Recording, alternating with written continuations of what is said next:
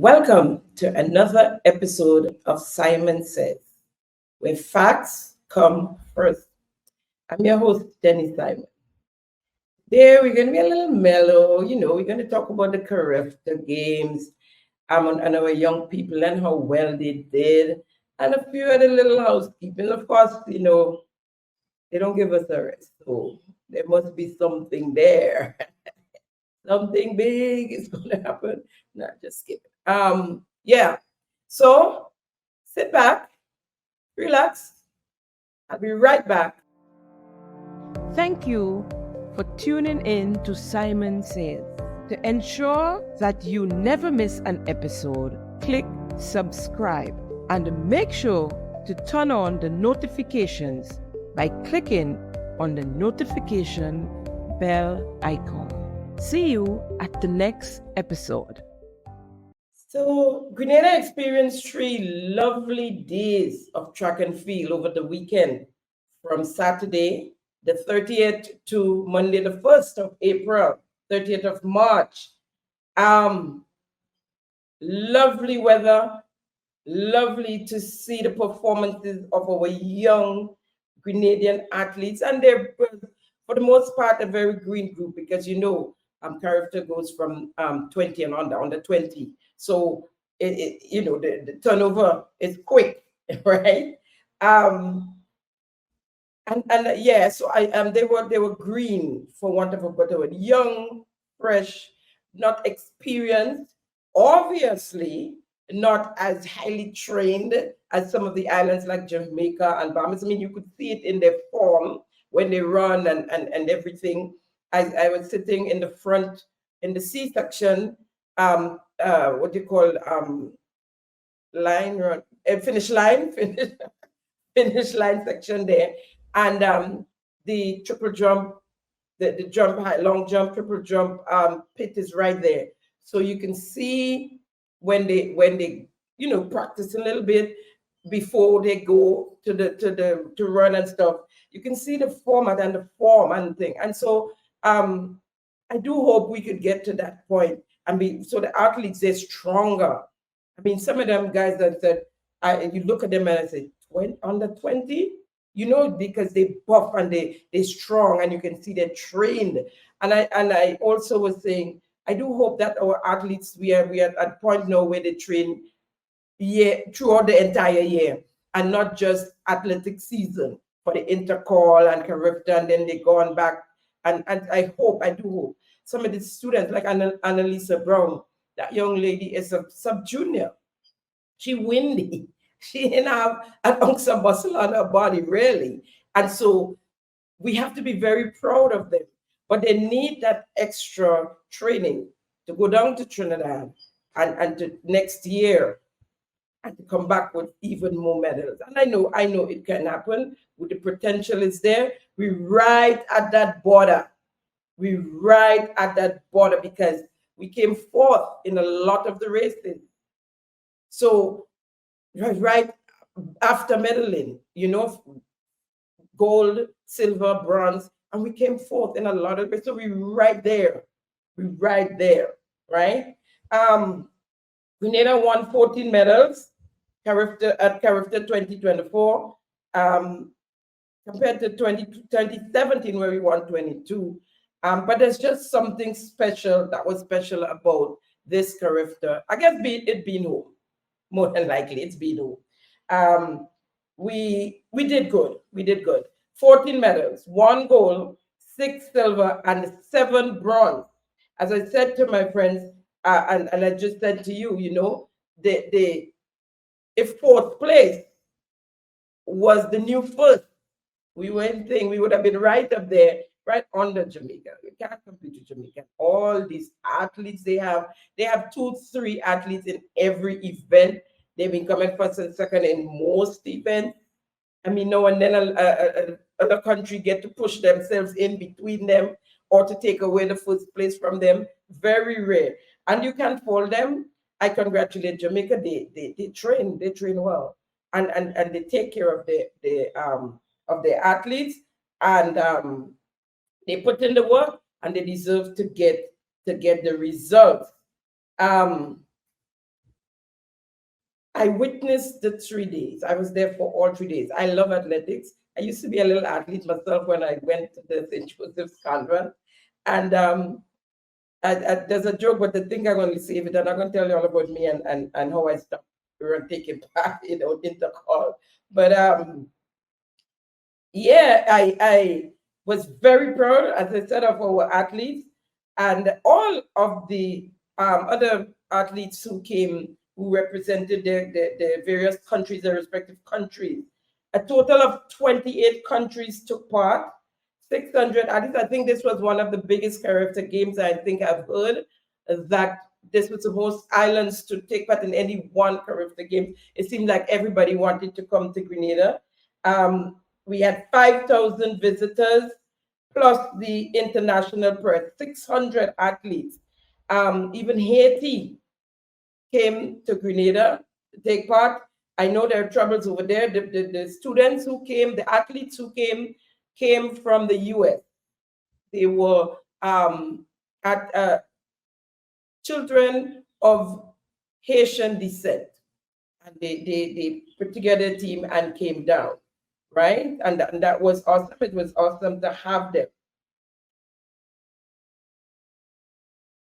But it seems like Grenada, I don't know what it is, and I should say Grenada today, that we cannot enjoy a full moment of glory.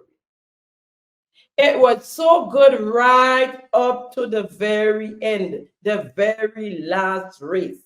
Now, I went to the stadium the morning early. That was the first time I got there before 12, because I wanted to see some of the heat, right? And it's last day. I wanted a full day of that, of the athletic. And it just killed our spirit. We did not disappoint. Grenada did not disappoint. We can't seem to have a full day of glory or a full moment of glory, right? At the very end of the games, the final event, things went topsy-turvy, topsy-turvy, complete confusion. Now, on the last day, day 3, I went, as I said, early, and I actually saw that heat and waited all day for that event, because I knew we were going to medal. I knew we were going to get either a gold or the silver. I dropped to the silver because though Grenada had the fastest time going into the final, we got fastest time in the heat. Jamaica and Grenada was not in the same heat. There were 2 heats. Jamaica, I didn't even think they came first in their heat, but it wasn't their team. They have so many athletes that they could let the big boys rest, so to speak, and they sent out another team. So they were not as strong, but they medaled. They came in the first 3, so they could have been in the final. That's all you needed, was to be in the first 3, and that they did.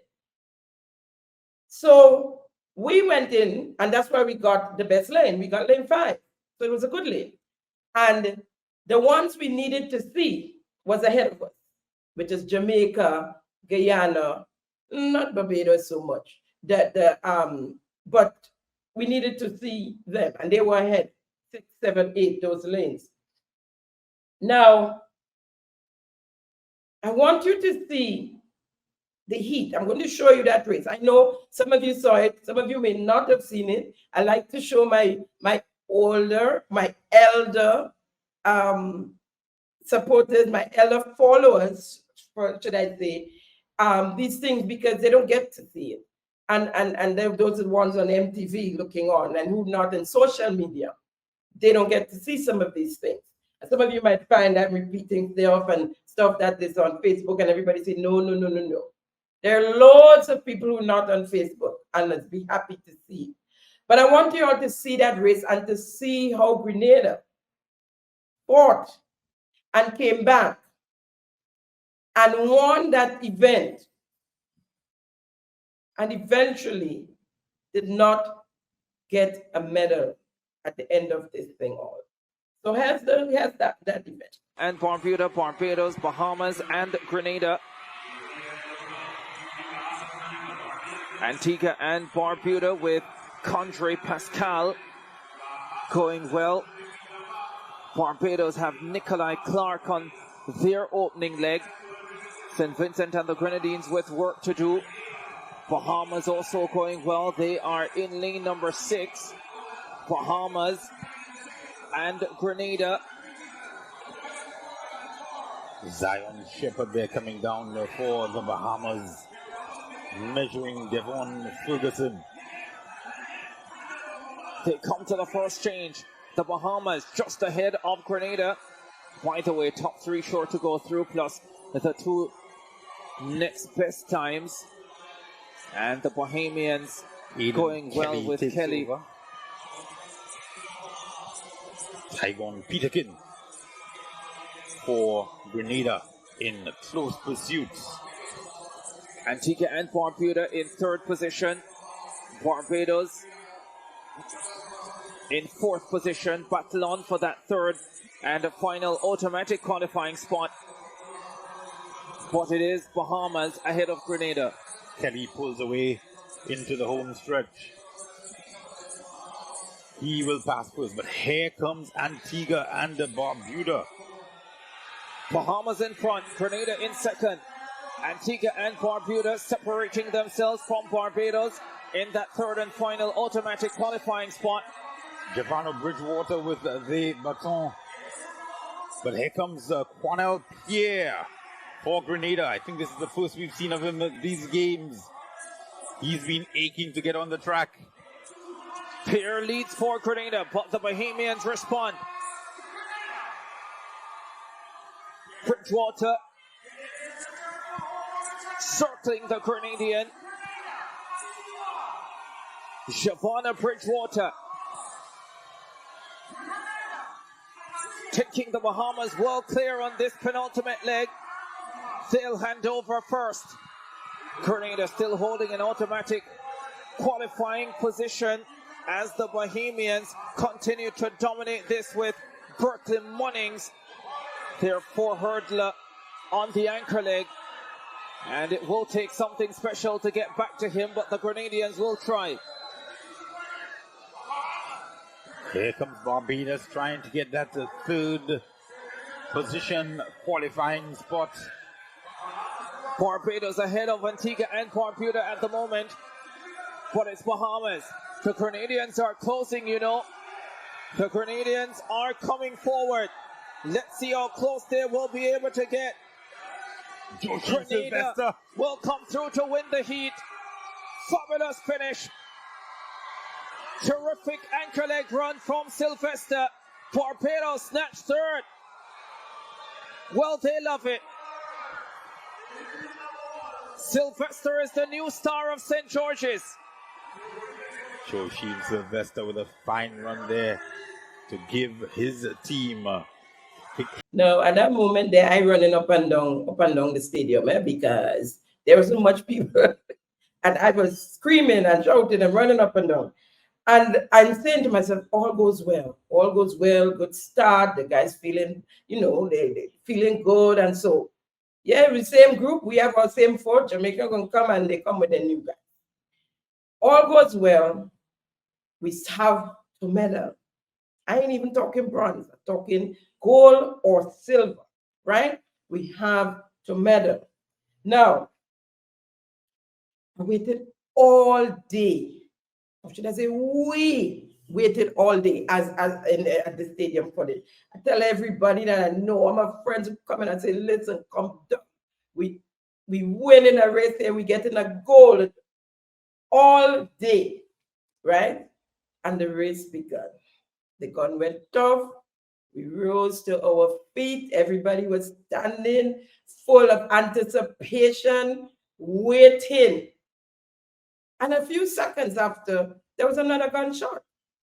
Nobody had a gun in their hand. The gun was somewhere on the ground, or it fell from something around there, because they had this wire they had to pull after the games when they sent off the shot. It crossed the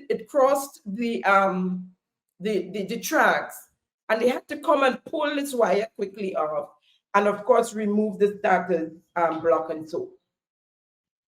The persons who had to remove the starters block never came to remove it because they just knew that that race was supposed to stop.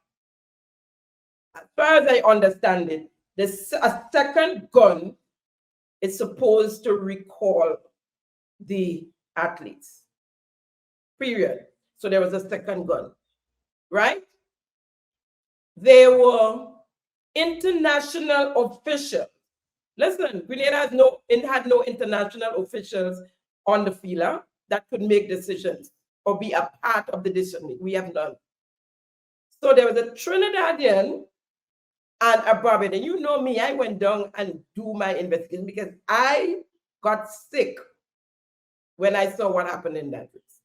There was a Trinidadian and a Barbadian official at the starting spot. They were the ones supposed to make the decision. And of course, there were other referees on the other side, right where the Grenadian, the Bahamian, the Trinidadian, and the Antiguan stopped, because Grenada stopped before they could. They literally stopped running as well because they had the gun. So they had the opportunity to stop the race. We in the audience chanted, "Stop the race, stop the race, stop the race." Nothing happened. They did not stop it. I mean, it's a 4x4 for God's sake, not a 4x100. So you had enough time to, I mean, with a 4x100, before you turn around, they probably would have been up and you'd been tripped. But they had enough time to stop the race. They did not stop the race. They allowed the 4 to run, including Grenada. Because when Grenada, of course, Jamaican saw what's ahead. So you seeing who's ahead of you. When Grenada stopped and realized Jamaican so never stopped. They never stopped. They just continued running. They thought probably that, okay, we need to medal. We want to be a part of this. So they decided to continue to start back running. So they started back running. Meanwhile, Bahamas and Trinidad and Antigua, I think it was, walked back. Right? They barely turned. I don't know meters. I can't tell you how much meters, but they didn't turn the first corner, the first bend. Right? The 400 starts right by the ending, the finish line there. So that's where the 400 starts. So they didn't even turn the corner well before they stop and walk back. Now, Grenada stopped and continued running. They ran, losing all that time. They ran and they came in third. I mean, that young guy, that Joshim Sylvester guy, I must give a lot of props to him. He is one of our star athletes. He ran, I mean, like a beast, as we would say. And they came in third. They still ended up medaling, right? I mean, how do you take away a medal from a group like that? And for what happened? You can hear my voice. I'm still pretty old. Joshim Sylvester, his physical fitness, strength, his endurance and agility came back, and we beat Barbados a few, I don't know, maybe feet, you'd say, from the tape, from the line, right? We beat Barbados right there and got the bronze in that event. Well, we came in third. We didn't get it yet, we came in third. An achievement that actually brought tears to my eyes when I saw it. But now everybody wondering what's going on, because these 3 guys got the second gun, stopped, which they're supposed to do, and they came back, the 3 countries, Trinidad, Bahamas, and Antigua. They came back. I think St. Vincent was somewhere in that mix, and I just can't place what St. Vincent did. Nonetheless, They dilly-dallied, the big shot met, they spoke. I don't know if they didn't have a room in the back, they were on the field, they talked, they spoke, they discussed.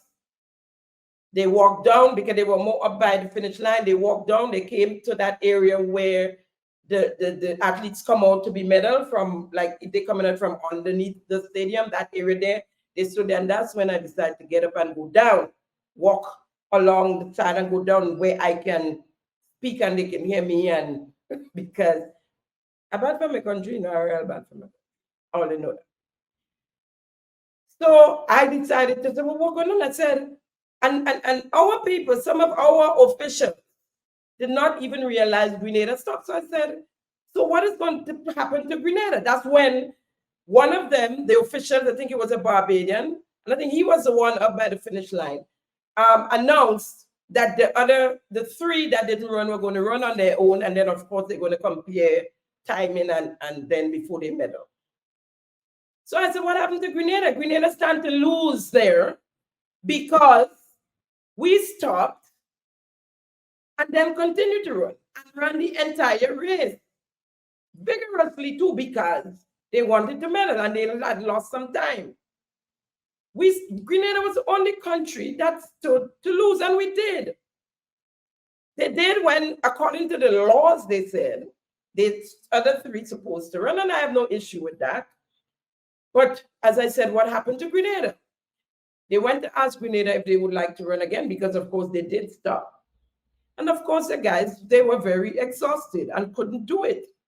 As I said, they don't even have a little muscle on their body. Look at Josh, right? So that was it for Grenada. All we had to do was cross our 10 fingers and our 10 toes and hope that we still remain with the bronze. And of course, we know now that that didn't happen. That when I think it was Bahamas that came and beat us out and got, or Trinidad, and the whole thing dropped. Yes, Trinidad. And we lost our medal. Trinidad it was, right? So to explain what happened, the starter's gun went off. Seconds later, another gunshot went off. The international officials officiating the games at the starter's point, Barbados and Trinidad, did nothing to stop the race. Grenada has no international athletic officials, had none. I don't know if we don't have, but we have none on that field. So we had no say in the decision making. Even the people here who are athletics officials could not speak. They couldn't speak it because they're not a part of the athletic officials officiating the games. And I'm talking about people like Peter Bruno Victor and what's the guy named, not young, he's been there forever as well. Whatever his name is, it just slipped me right now. But like even Aaron Moses and they could not be a part of the decision making. They just had to listen and go along with whatever was made. Conrad Francis, that's his name. So they claiming, the official that is, that they have gone that they went by the books and how they ran off the other race and all of that. And so Grenada, who declined to run again, we lost our bronze in that race. In my opinion, the race should have been canceled or disqualified, right? And I mean, officials could come to that conclusion together. They said, and as I said, Grenadians, we should have stand up. I tried my best so that they see how we feel, so that they realize Grenada got what we call the shitty end of the stick. Grenada alone suffered in that whole event. Grenada alone suffered. Today, Simon says, celebrate the Grenadian athletes. We had some spectacular performances. Delron John picking up bronze in the boys Javelin,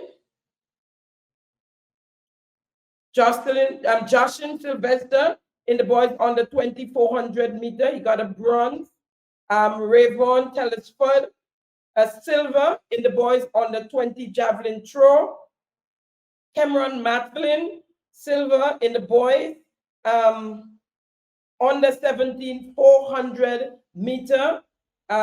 We saw gold medal for Grenada, or only gold medal, from Christopher Caliste in the boys under 17 triple jump.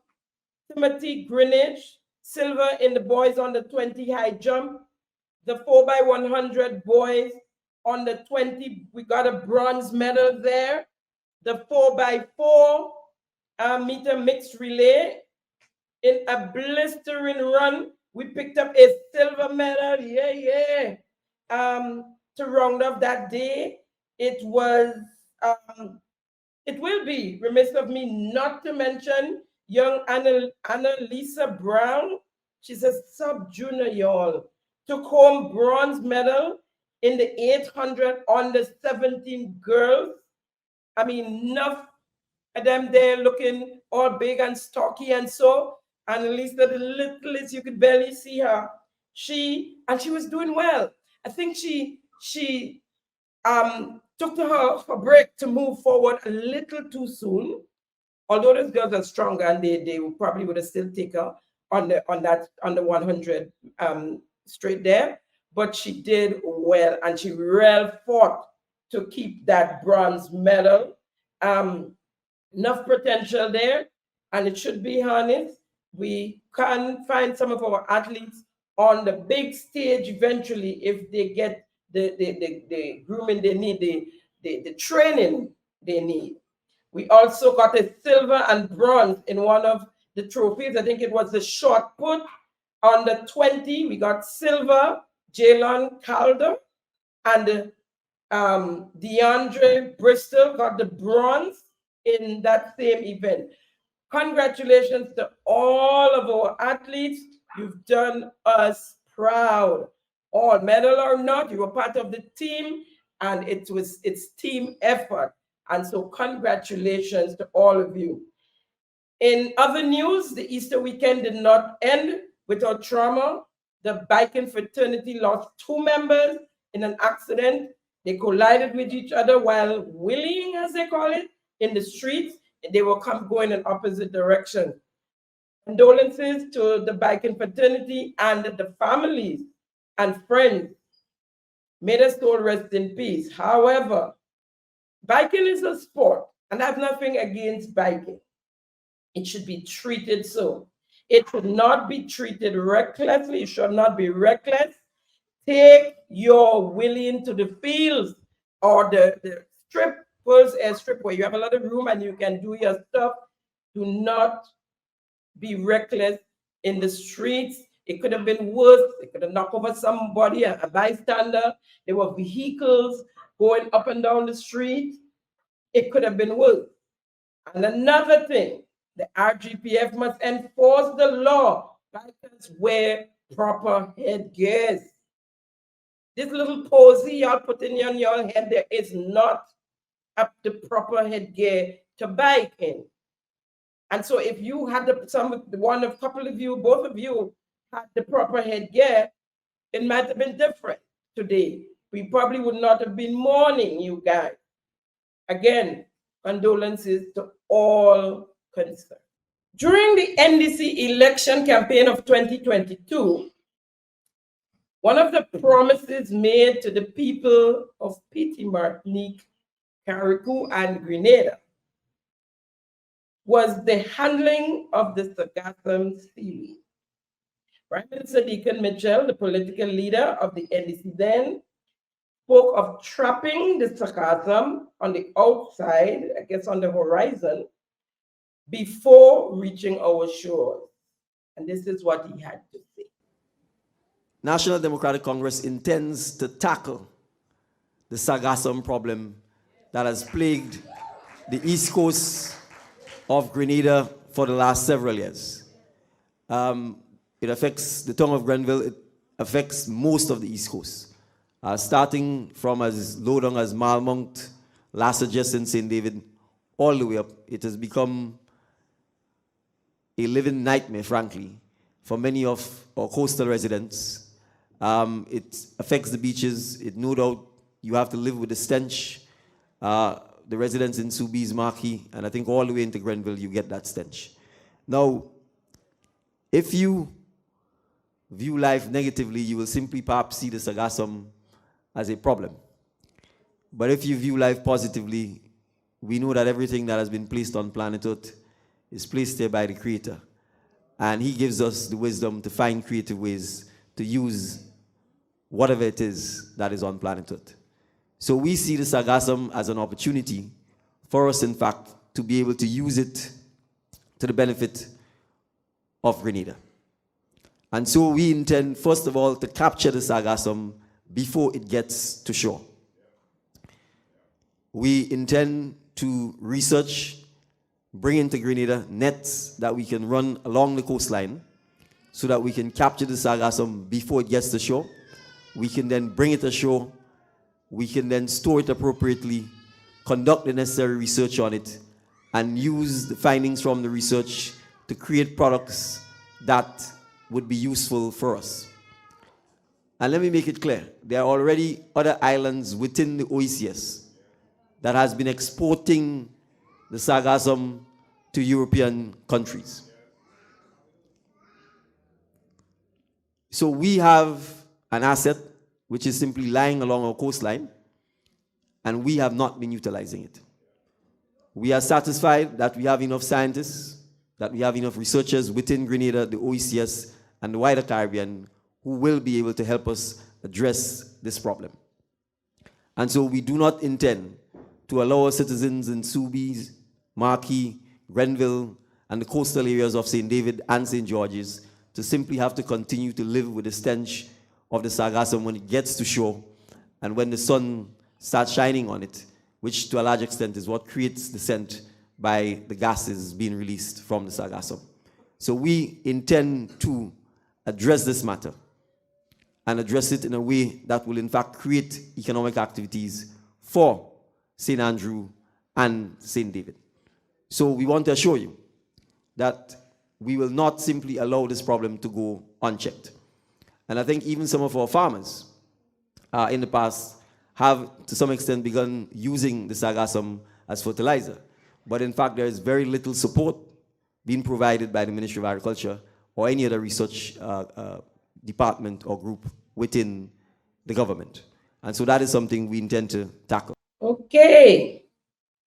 So we're going to capture the sargassum on the outside before it come in and bring it ashore, and I guess export it to Europe.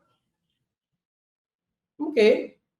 Further to that, still on the campaign trail, the representative, the NDC representative for St. Andrews Southeast, I think it was, Mr. David Andrew, now Minister of Education, he had his own suggestions on what we should do with the sargassum as well. I want to talk about the next issue, the sargassum issue in Sobeys. All of the residents across Lower Grenville, down to Sobeys, into Marquis, I mean, when you drive past and you see and you get the effect of that putrid smell, I mean, I empathize with all of our residents and constituents who have to live there daily, who have to ply their trade, and who have to sell their fish and their products along those roads. You know what it says? It says that there is uncaring representation. Because if you were duly concerned, we'd make a better attempt to regulate that problem. Listen, in the earlies, they brought some heavy machinery on the beachfront. And any ABC environmentalist would have told you that that was not sound. So they started to take out all of the sand, and then the water started to come right up to the road. And then because that didn't work, nothing else was done. But hear me, an NDC administration will address that. In fact, we have already contacted a foreign company based out of Martinique that specializes in capturing the seaweed, the sargassum, collecting Well, they could do it if they want. The people will benefit if they can get it done before elections. Yeah? So capturing it and washing, but not only that, we're going to bring it ashore and we are going to do research on it and do and make products with it. In other territories in the region, it's being done. Why can't we do it too? Let's take this apparent curse and see the opportunity in it with an NDC government that will be done. We don't have to think hard to know that that's a lie. You just campaigning. All of y'all knew. It's not to say you've been in politics before and you know when you go back, you have your contact. None of them. All of them was novice. All of them just trying to come into the arena. And you already speak to company in Martinique about the sarcasm to help you capture the sarcasm. What? Okay. Okay, let's say you did. That's almost 2 years now. 3 months short of two years. Martinique is right there. What happened? What happened? What happened to the nets? What happened to that company in Martinique that's supposed to help us capture the seaweed? In recent times, as recent as Sunday, the 31st of March, last Sunday, the Gazam seaweed finally made an appearance on the Grand Anse Beach, our world-renowned Grand Anse Beach. And you know, it's already started the tongue and country thing. And among the NDC, I heard it was from an NDC support saying, no, they're going to try and get rid of it because it's in the town, it's in the city, that the seaweed show up on Grand Anse Beach. And so now they expect something to be done. That's among y'all, that's between y'all. I don't care what y'all do. But the minister of MIT said that he would take care of it. I actually was in what should I say, in an event where he was when the whole thing showed up on Facebook and people start sharing it and stuff. And he, I didn't hear him myself, but someone was there said, oh, he left. He said he's going to take care of it. Now, so on the screen, as you see, there the sarcasm on the Grand Beach, not much yet, but this thing have a way of, by the time you turn around, it's miles of sarcasm. You see, if you know past the area, the Soubise Marquee area, you would see what miles of it from the shore head into the ocean. Mr. Andrew condemned the use of the heavy equipment that the former administration had tried initially when the sargassum came out and realized that it was damaging the beach. We were going with more sand than sargassum, and so they stopped and let it have its way. Yes, right? And so now, Mr. Andrew, are you in the same cabinet that have that tractor, that heavy equipment that we're seeing on the screen here? Are you in that same cabinet that now have that tractor plunging and plowing the Grand Anse Beach? Because you all did not use the net to trap the sargassum from coming in as you promised. If it's one thing I hope that you all said was going to work, was the net. I had hope that that net thing would have worked and that we would have been rid of that sargassum forever. But would mouth open, would jump out again. Foot and mouth pandemic. You know? And it's sad. And there was no need. Well, I guess there was, because y'all won the election eventually. When you listen to all this smooth talking and all these magical things that was going to happen. And you did say that it is not pie in the sky. and your audience agreed with you. Is it pie in the sky? No. Right? And so I'm waiting to see where you're coming within the next campaign, because who's going to listen? Who's going to believe? And what else you have to offer when you offer all these things? First rounds. All these things, first rounds. Where is the machinery from? Was it Martinique? We have to stop that. And I think you all by now, you all need to apologize to us. You know, find a way to apologize and say, okay, and we would agree it was campaign things was what you all wanted to get in, or as I understand it, you all didn't want to get in. Well, some of you might have, probably you didn't know the strategy of the leader then, but it wasn't to get in. It was not to get in the leader. It was to get his foot wet, and then to get rid of some of all you and bring in his nation builders and this round to go for it. But we'll talk about that later. We'll talk about that later. We take a quick break and come right back. Thank you for tuning in to Simon Says. To ensure that you never miss an episode, click subscribe and make sure to turn on the notifications by clicking on the notification bell icon. See you at the next episode. You know, I hesitated a bit to bring this next topic to you, but it has a rippling effect. And that's why I thought, let me get some information, let me talk to some people who know to bring this thing. Because we've seen this before with the previous administration and all of it that you condemned, and now you're doing the same thing is happening. And all that happens is that Grenada loses. The people and the government of Grenada, we lose money in these, when these things happen. These projects. Sometime last week, I believe it was Wednesday, the 27th of March, 2024, there was a news item carried in the MTV Evening News where residents of the village of Willis in St. George Northeast were complaining about a project started in their constituency, stopped for, they said, more than 2 months now, and is very hazardous. It's close to school one, so it's hazardous to the children. They have steel sticking out.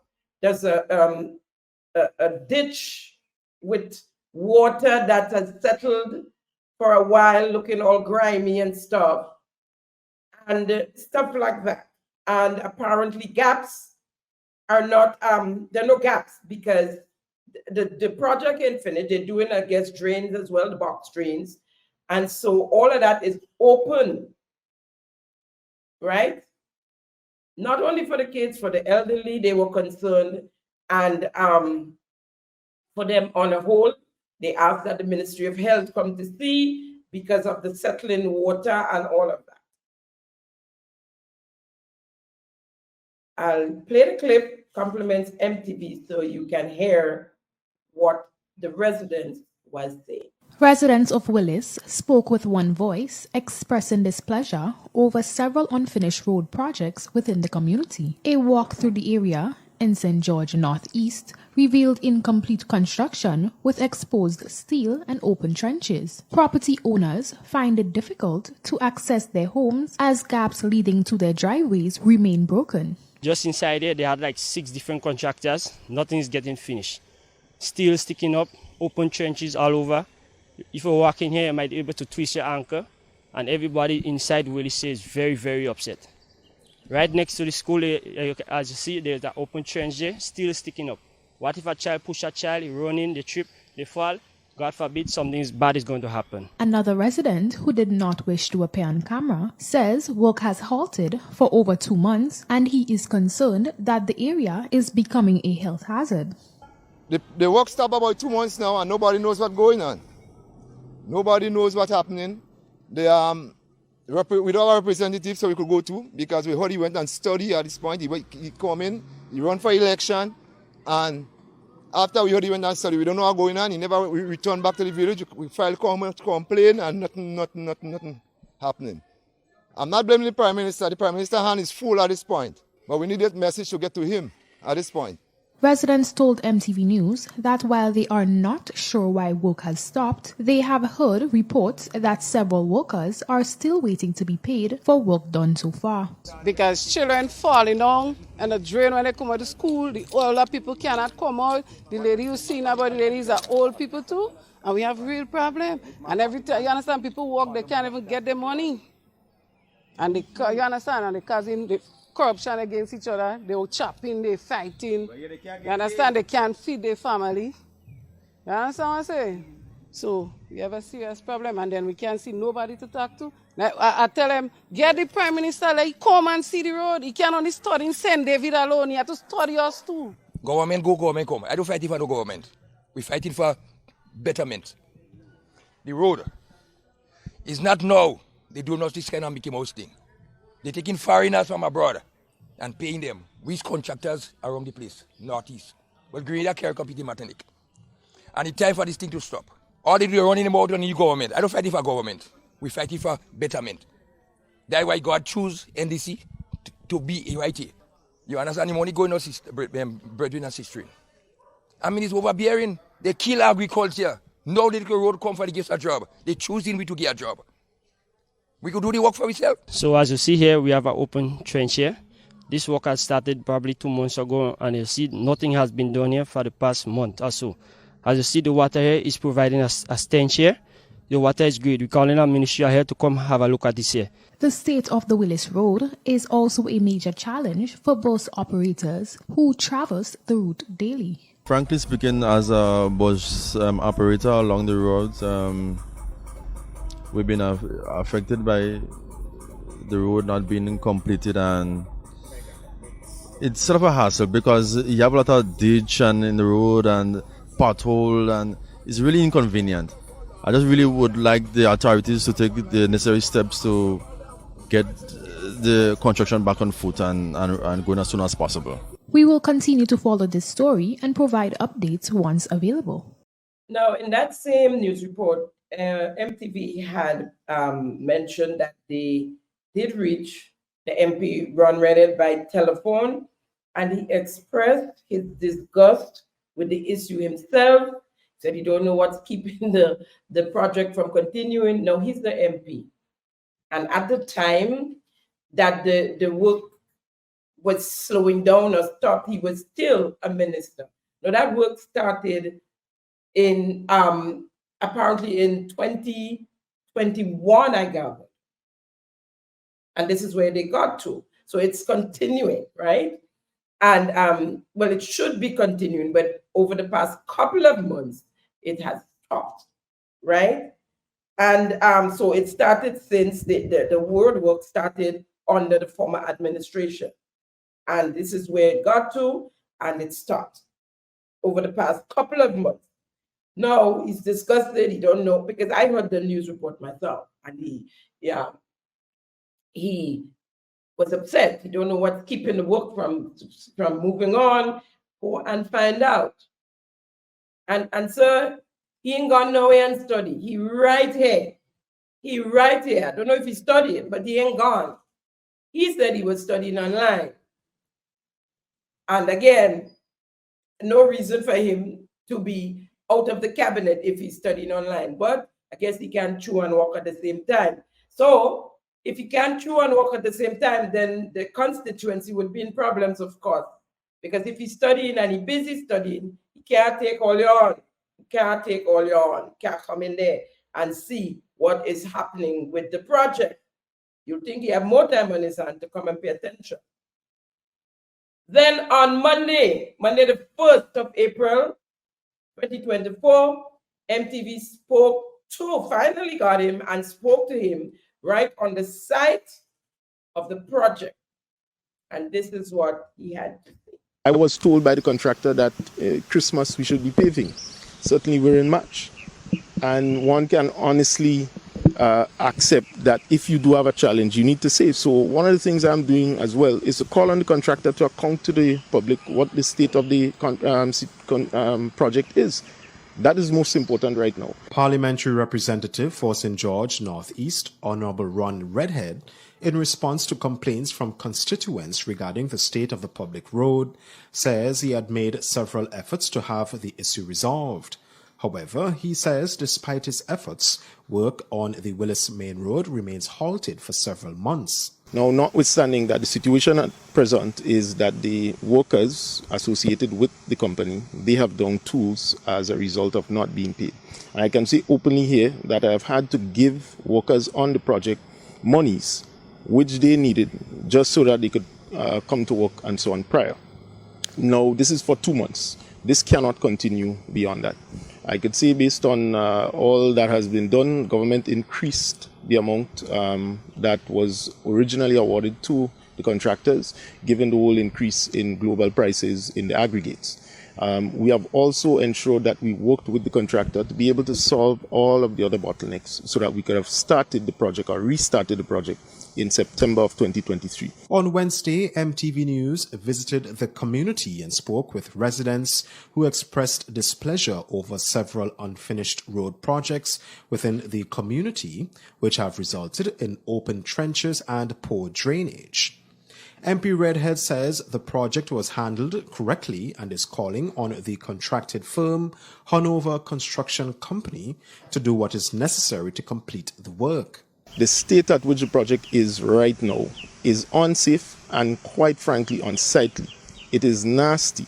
Drains are filled with water, metals are just exposed all over the place, and in fact, in my view, it is substandard. This is looking very poor, not just on the contractor's plate, but certainly the state, because we cannot confidently explain to taxpayers that we are taking their monies and paying for work like that. MTV News understands that workers associated with HCC downed tools due to a payment dispute.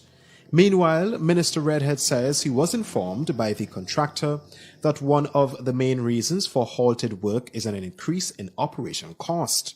So I have spoken to the contractor. He has indicated to me that it is a question of operation costs being higher than what is coming in.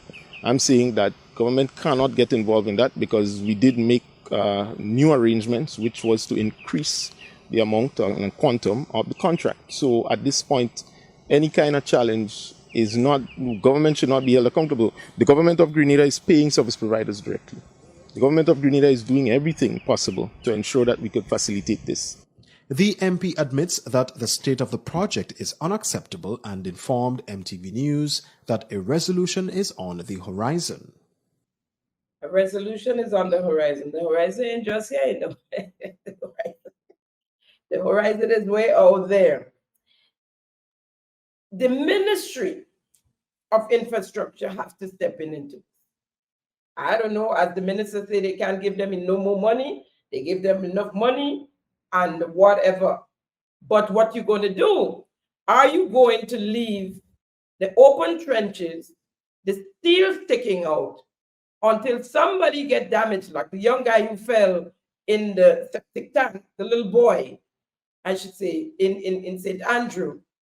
Are we going to wait till there's an accident before the administration, before the Ministry of Infrastructure, with the line minister being the Prime Minister of Grenada? I hear what said the Prime Minister handful. I don't know what it's full of. Would you mind telling me, so what have the Prime Minister handful of? At this point, he is the Minister of Infrastructure. Have you ever seen the Prime Minister on a project as being Minister of Infrastructure? Like before he switched with Dennis Cornwall. Dennis Cornwall went out on the projects. He used to, you know, have you ever seen him out as Minister of Infrastructure? Dressed up in a white suit yesterday to turn sword for the Christian Academy that they're going to build white. So he is adoring Morris Bishop, but pretending to be Gary in his white suits all the time now, in a white suit, milk white. Whoever is doing his laundry did a good job. White, not white, white, right? Now, the ministry, as I said, should be keeping an eye on the projects. You must. You can't just give it to somebody and leave it. And then when things come like that, you say you don't know what happened. You throw your hand up in the air. More than 2 months ago, according to the villagers, this project has stopped. It's overbearing now. They decide to take it to the media. The issue, and if the MP was traversing his constituency as he should, this thing should have been taken care of already. He now coming to speak about it. That they call him out. They say they didn't see him. They don't know. They say they hear he got on study. Since he won, he didn't come back to them. He didn't tell them nothing. Kukute. Kukute. Nothing. Everything goes, nothing, just nice and smooth. Nothing. Nothing. But then novice. We employ novice. We employ a driver who just got his license, just got it the day before, and we give him an all-class license. All class, take care of everything. That can't work. It will not work. He can drive big truck. He can drive anything. He can do what he wants. Just got his license. That can't work.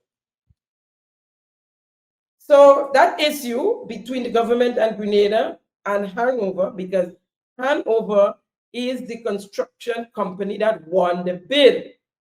They could subtract who they want, but the agreement, the arrangement is between the government of Grenada and Hanover Construction Company Limited, HCCL. The government is to make sure the project is on time and running smoothly.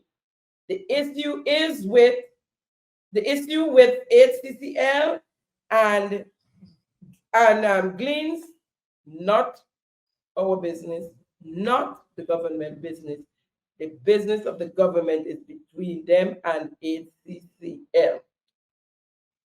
You know, as I was saying, I tend to believe that the Prime Minister forgets he is the Minister of Infrastructure and the Prime Minister of Piti Matnik, Carriacou, and Grenada. He is not just the MP for St. David. And when you become Prime Minister, you're Prime Minister for all of Grenada. When your party is now the ruling administration for all of Grenada. But it seems that our Prime Minister is concentrating on winning at the polls in the next election. So all his effort goes to St. David. Everything starts in St. David's. St. David's is always the pilot, the pilot project starts in St. David's. It's about winning the next seat. Are you going to go into the parliament alone as opposition? In the opposition, are you thinking that that's possible? That if you win, you could be in there alone? That's too biased. You might do some chaining to the desk and thing, yeah? It is obvious that some form of incompetence on the part of the Ministry of Infrastructure took place and has been taking place, as I said before. Where is the Prime Minister? Where's the line minister of the Ministry of Infrastructure in all of this? And it's so clear to see how they try to separate him from the rest. You know, you say all sorts of things about your MP, but you take out the Prime Minister, you remove him because you know his hands are filled. How you know? And what is it filled with? Monies, for one, but what else? His hands are filled. We have given a bunch of incompetent people our country to govern. And it is obvious they can't handle. It is so obvious. We've given them almost 2 years. I say, give them some time, give them some time. They're new, they're young, give them a chance. And I kept asking, where is the deadline, the line drawn? When do we have to start to say, okay, time for y'all to do something proper now. Time for you to show. Let's see your vision. Huh? Time for you to show us your plans, your policies, your programs. Time. The Ministry of Infrastructure should have a supervisory role over all its projects. So you don't just give out projects and then wait to go and cut the ribbon. You have to check the minister, the technicians, the CTO, whoever. Keep checking the projects. The MP should also be on the board. You can't just turn your back on your constituency where a project held up for months and nothing. They haven't seen you, they haven't heard you. And they have to take it to the street. And by the way, it's close to the school, it's hazardous to the children and the community on a whole. And we do hope that something happens soon. You see, the government tends to take a pig-headed stand at times. They're not doing that because we did that. Deal with the problem, the issue, and then deal with whoever after. And it comes back to the faith project, the faith committee program, where the workers have suffered. The workers, they work and they did not get paid. The government is refusing to pay these ordinary poor people who need to feed their family because they have an issue with the faith organization. Take care of the people. Take care of the people. Take care of your people. You say you put in people first. Take care of them and deal with the issue behind the scenes. You did promise to sue Faith. Faith turned around and suing you, right? Now, deal with the work. Let it continue. It's unhealthy. It's hazardous. Deal with that. And behind this, they deal with Hanover and whoever else.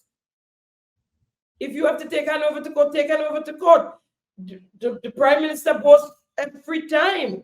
He's a lawyer. And he knows what to do. We have an AG, Attorney General. We have a whole Ministry of Legal Affairs. Right? Do what you have to do. Don't come and tell us they can't come to the government again for more money because y'all give them money already. And what, you're going to leave the open trenches there if they decide to dung tubes and not come back? Come on now. Come on now. That's how pre-primary school children behave.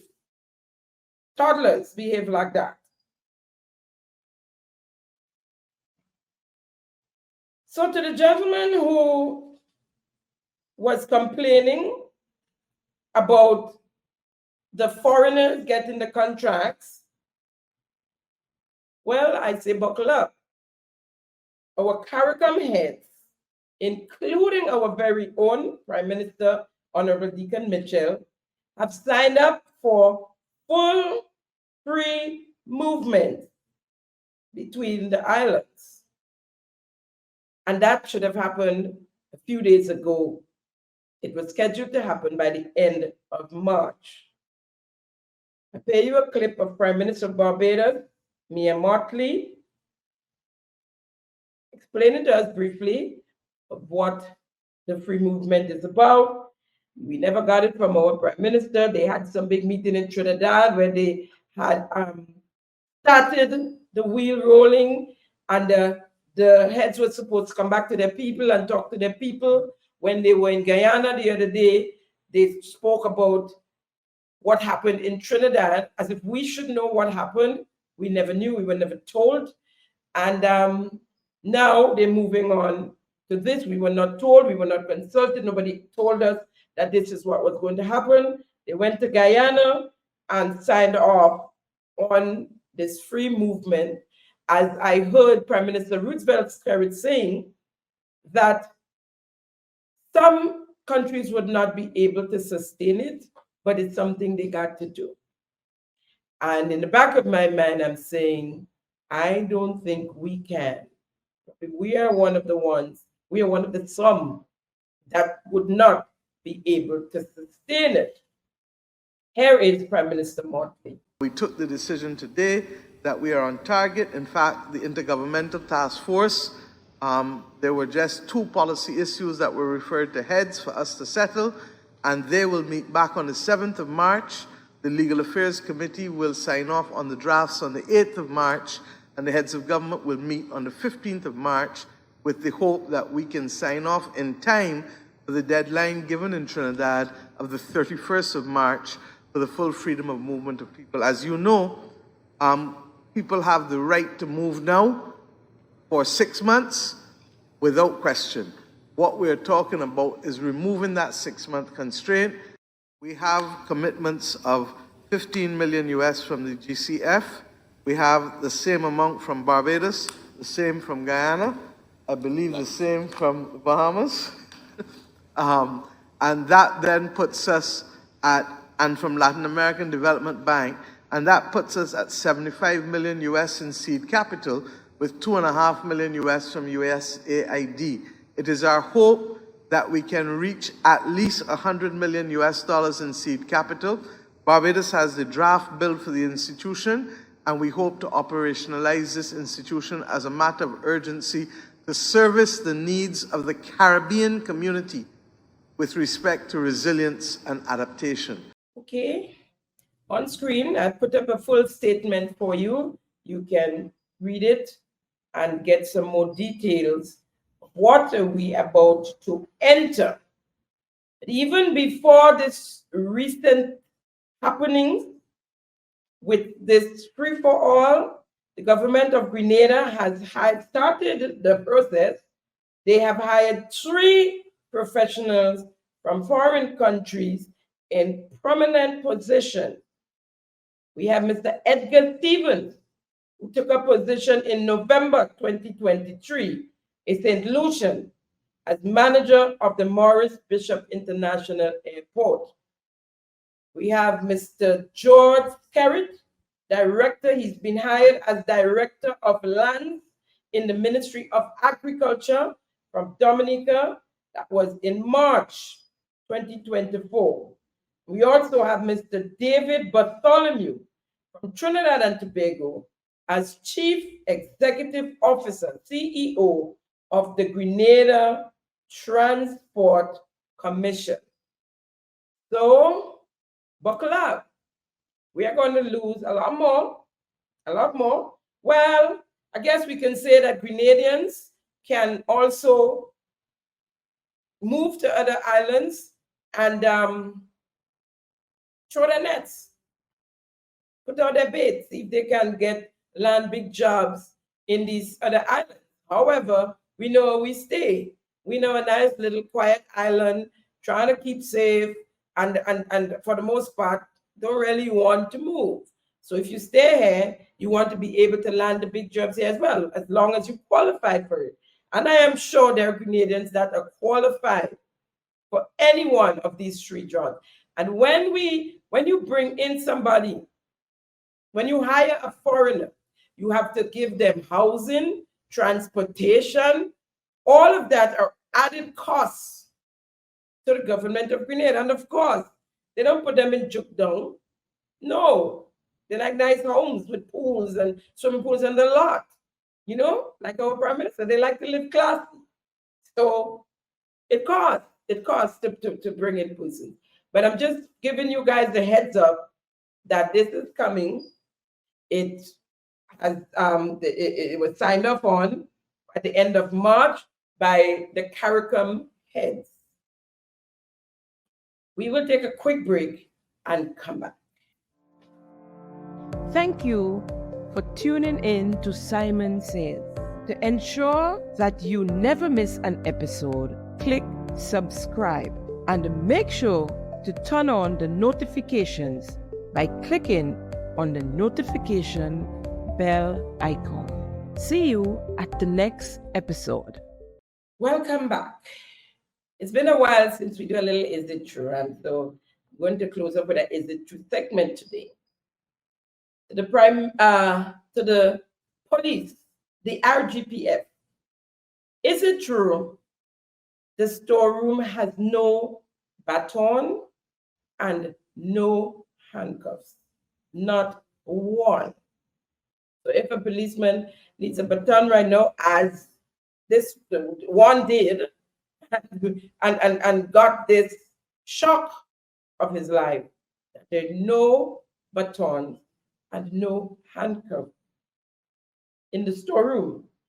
And the only shoes available, a few shoes, are the ones locally made by a gentleman in Grand Roy. I heard complaints from the traffic wardens.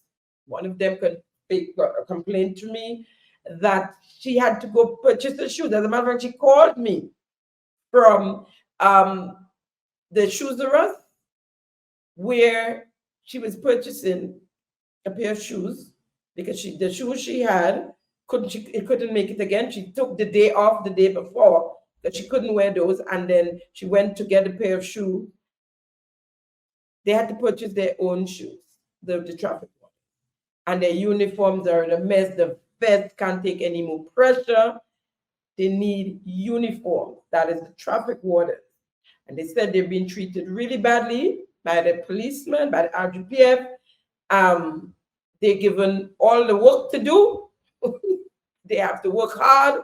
They work alone sometimes because I think they're supposed to be in twos all the time, but they work alone, and sometimes, and it's dangerous, and they're affected by it, and they really would like the RGPF to, or the ministry responsible, somebody to look into the way they're being treated.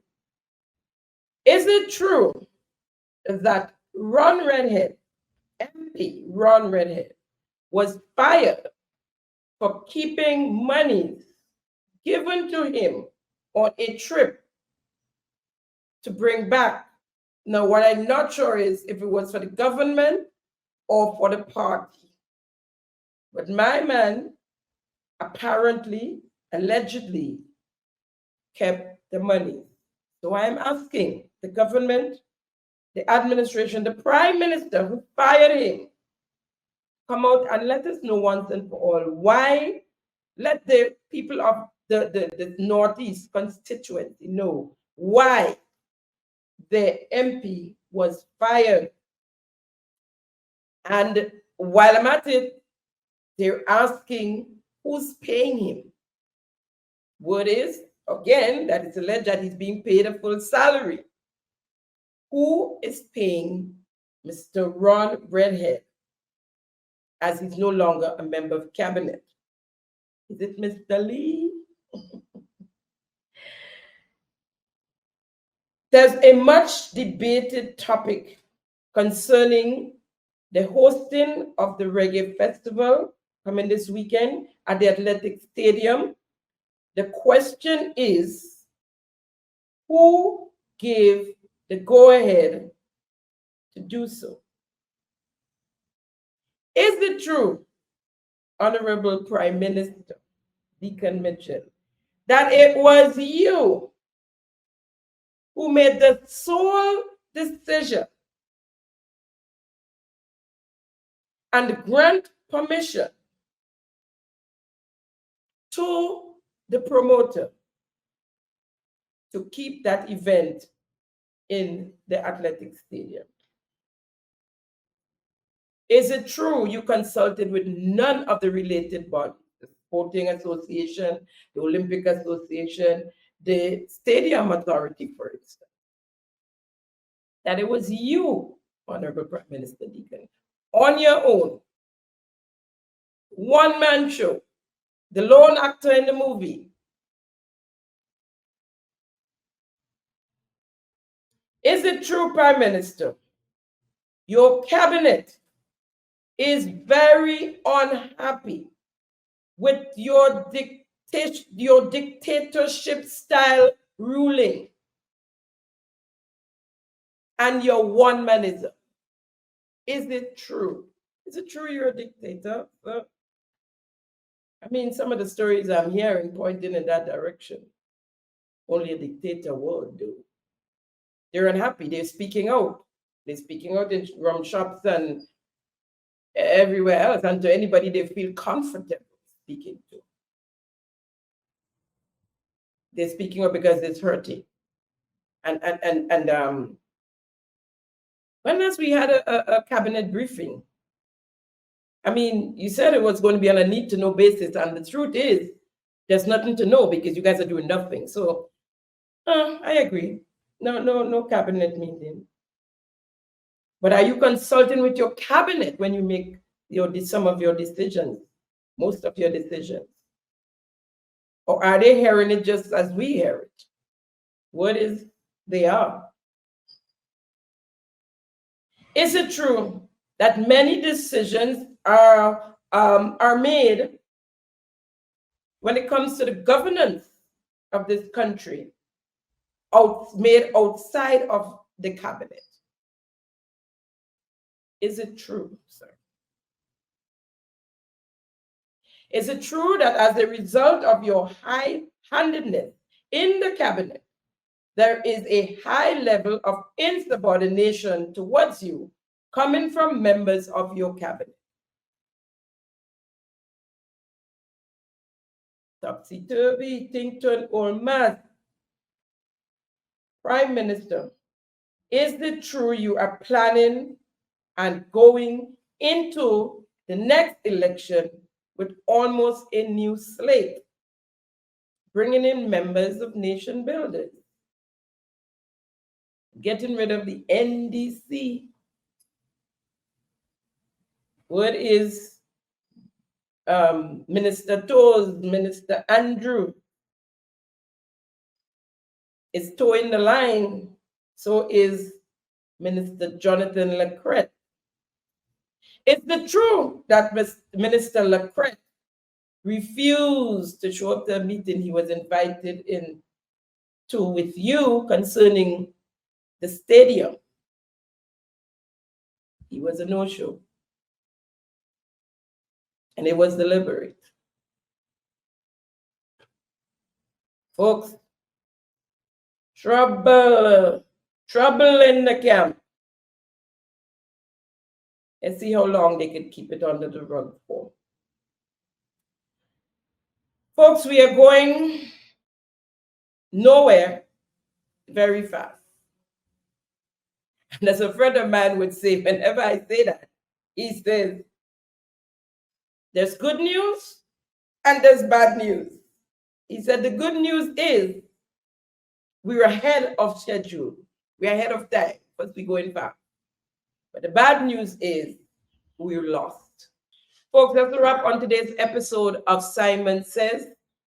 It's been great conversing with you. As usual, keeping them honest. Thank you for viewing Simon Says, where facts come first. See you next week, same time, same place, for another episode of Simon Says. Do enjoy your week. Bye. Thank you for tuning in to Simon Says. To ensure that you never miss an episode, click subscribe and make sure to turn on the notifications by clicking on the notification bell icon. See you at the next episode.